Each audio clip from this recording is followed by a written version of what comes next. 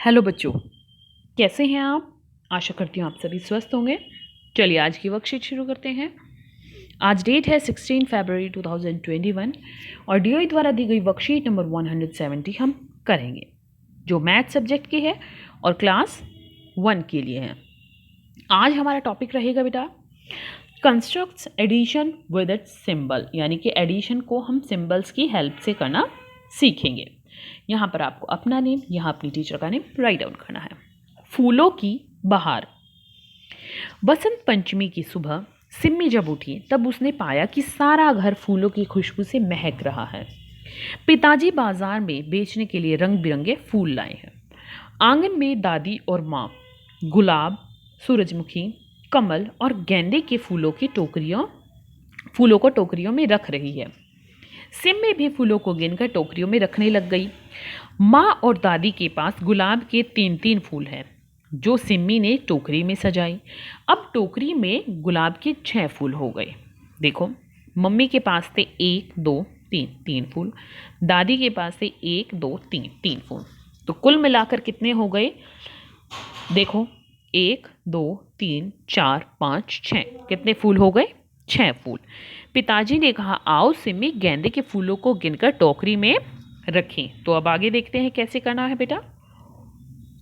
ये देखिए, मम्मी के पास है कितने फूल है, देखते हैं। 1 2, कितने फूल है? 2। दादी के पास 1 2 3 4 5, कितने फूल है? 5 फूल है।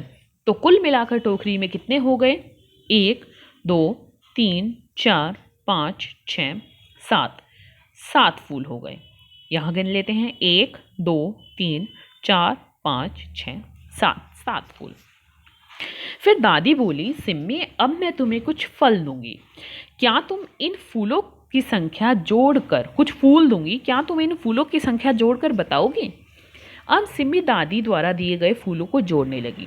बच्चों, क्या आप भी सिम्मी के साथ मिलकर नीचे दिए गए फूलों की संख्या जोड़कर लिखेंगे? तो देखिए कैसे। 5 कमल के फूल और 3 कमल के फूल, तो कितने हो गए?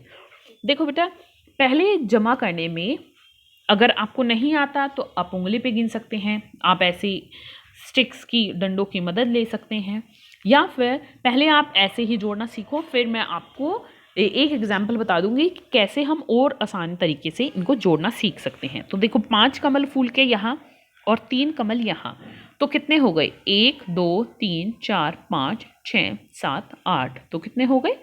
8 कमल। 6 चंपा के फूल और 2 चंपा के फूल, 1 2 3 4 5 6 1 2, तो कितने हो गए? 1 2 3 4 5 6 7 और 8, 8 चंपा के फूल।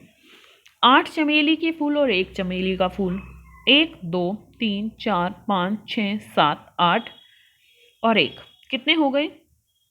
1 2 3 4 5 6 7 8, 8 चमेली का फूल और 9, कितने हो गए? 9 चमेली के फूल। अब 4 मोतिया के फूल और 5 मोतिया के फूल, 1 2 3 4 1 2 3 4 5, तो गिनते हैं, 1 2 3 4 5 6 7 8 9, 9 मोतिया के फूल। इस तरीके से आप ये एक तरीका है।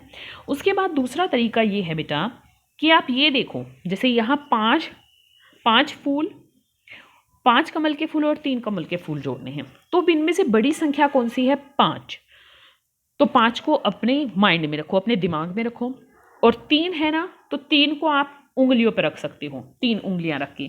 तो 5 के बाद अब देखो क्या आता है? 6, तो 6 7, जैसे 5 हमने दिमाग में रख लिया और 3 ये हमारी उंगलियां हैं, तो 5 के बाद आता है 6 7 और 8। इसी तरह से 6 बड़ी संख्या है, 6 को दिमाग में रखो, 2 उंगलियां रखो, 6 के बाद 7 और 8।